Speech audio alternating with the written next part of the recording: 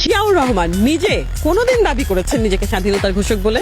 সেরকম কোনো দলিল, কোনো দালিলিক প্রমাণ, কোনো সাক্ষাৎকার, তার কোনো লেখা, কোনো ভিডিও বার্তা, কোনো কিছু কি আছে? যে ভদ্রলোক নিজেই দাবি করেন নাই, কিন্তু তিনি যে স্বাধীনতার ঘোষণাটা বঙ্গবন্ধুর পক্ষে পাঠ করেছেন, এটা নিশ্চয়ই খুব গুরুত্বপূর্ণ।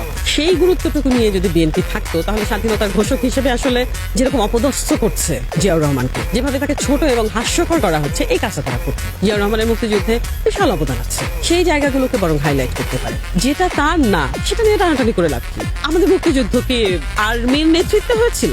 তো আর্মির একজন মেজর কি করে স্বাধীনতার ঘোষণা দেবে? আর তার ঘোষণায় সমস্ত মানুষ ছুটে ছুটে আসবে। একটা রেস কোর্স, একটা 7ই মার্চ কি জিয়াউর রহমান কখনো করতে পেরেছিলেন মুক্তিযুদ্ধের আগে? তাকে কে চিনত?